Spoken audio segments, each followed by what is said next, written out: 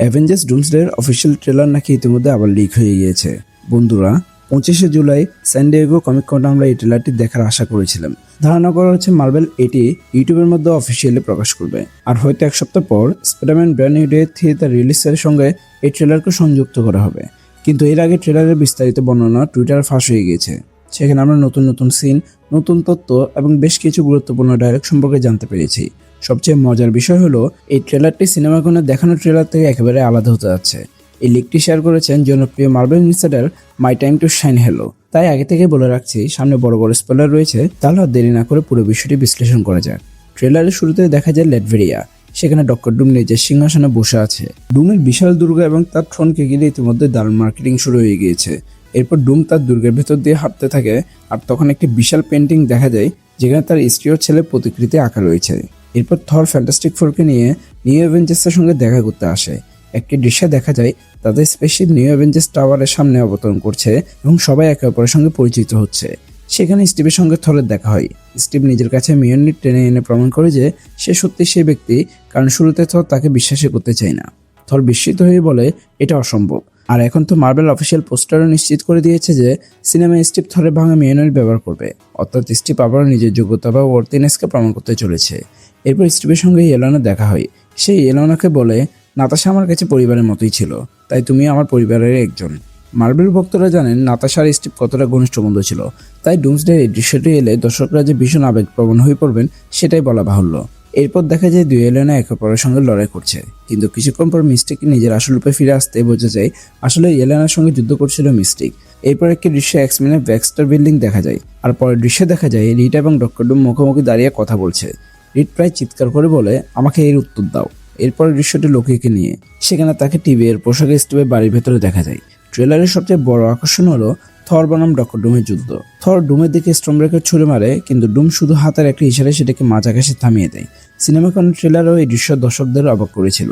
অবশেষে দেখা যায় ডক্টর ডুম সেন্টিনেলদের নিয়ন্ত্রণ করছে। যারা ডুমসডের লিকগুলো অনুসরণ করছেন তারা জানেন এই দৃশ্যটি আগেও ফাঁস হয়েছিল। সেখানে দেখা যায় ডুম নিজের জাদুর মাধ্যমে মৃত সেন্টিনেলদের আবার সক্রিয় করে তোলে। ট্রেলার শেষ হয় ডক্টর ডুমের একটি সংলাপ দিয়ে। সে বলে, একদিন তুমি আমাকে ক্ষমা করে দেবে। এখন একটি বিষয় প্রায় নিশ্চিত, এই অফিসিয়াল ট্রেলারটি সিনেমাকরণ ট্রেলারের মতো হবে না, কারণ এখন পর্যন্ত মার্বেল পুরো সিনেমা ভিএফএক্স এবং সিজিআই এর কাজ সম্পন্ন করে ফেলেছে। আর যেহেতু সিনেমাকরণ ট্রেলার অনেকে ইতিমধ্যে দেখে ফেলেছেন, তাই একই ট্রেলার আবার প্রকাশ করার কোনো কারণ নেই। বরং এবার অফিসিয়াল ট্রেলারে আমরা একেবারে নতুন অনেক দৃশ্য দেখতে পাবো। এমনকি সিনেমাকরণ ট্রেলারের কিছু দৃশ্য বাদ দেওয়া হয়েছে। উদাহরণ হিসেবে আগের ট্রেলারে আমরা শুনেছিলাম শ্যাং-চি বরং গ্যাম্বিটের একটা লড়াই থাকবে, কিন্তু এই নতুন লিকে সেই দৃশ্য কোনো উল্লেখ নেই। এখানে আরও বলা হয়েছে থর ফ্যান্টাস্টিক ফোরের সঙ্গে তাদের স্পেসশিপে থাকবে এবং সবাই মিলে নিউ অ্যাভেঞ্জার্স টাওয়ারে যাবে। অর্থাৎ ফ্যান্টাস্টিক ফোর পৃথিবীতে আসার পর সবার আগে তাদের সঙ্গে দেখা হবে থরের। এটি কয়েকদিন আগে শোনা একটি লিকের সঙ্গে পুরোপুরি মিলে যায়, কারণ আমরা জানি ইটারনিটি সরাসরি থরের মেয়ে লাভের সঙ্গে সংযুক্ত। আর ডুমসডে থর কেন্দ্রিক ট্রেলারেও লাভকে অসুস্থ অবস্থায় দেখানো হয়েছে। তাই ধারণা করা হচ্ছে ফ্যান্টাস্টিক ফোরের আগমনের সংকেত প্রথমেই থর পাবে, এরপর সে তাদের স্পেসশিপের সামনে গিয়ে দাঁড়াবে। তবে শেষ পর্যন্ত তাদের মধ্যে বন্ধুত্বই হবে, কারণ ফ্যান্টাস্টিক ফোর কোনো শত্রু নয়। লিক অনুযায়ী স্পেসশিপের ভেতরে থরের সঙ্গে প্রথমবার স্টিভের দেখা হবে। এরপর সবাই মিলে নিউ অ্যাভেঞ্জার্স টাওয়ারে যাবে। এখানে সবচেয়ে রহস্যময় বিষয় হলো ডক্টর ডুমের স্ত্রী ও ছেলের সেই পেন্টিং। অনেকের ধারণা ডুম এমন একটি ইউনিভার্স থেকে এসেছে যেখানে সু স্টোন এবং ফ্র্যাঙ্কলিনই তার পরিবার।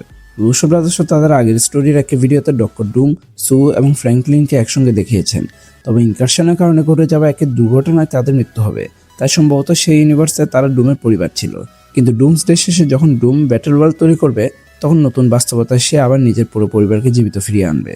এমনও হতে পারে ফ্যান্টাস্টিক ফোর ফার্স্ট স্টেপসের পোস্ট ক্রেডিট দৃশ্যে আমরা যে সু, টম এবং ফ্র্যাঙ্কলিনকে দেখেছি তারাই আসল ডক্টর ডুমের প্রকৃত পরিবার। তবে প্রথম ট্রেলারে ডুমের পরিবারের পেন্টিং দেখানো সত্যি বেশ চমকপ্রদ একটা সিদ্ধান্ত। এছাড়া ডক্টর ডুমের দুর্গের ভেতরের অংশ এবং তার সিংহাসনের ক্লোজ আপ আমরা আগে সাংহাই এক্সপোতে দেখে ফেলেছি। আরেকটি বড় বিষয় হলো এখানে এক্সম্যানদের ব্যাকস্টার বিল্ডিংও দেখানো হয়েছে। আমরা জানি ফ্যান্টাস্টিক ফোর R616 আসবে, সেখানে তারা অ্যাভেঞ্জার্সের সঙ্গে দল গঠন করবে।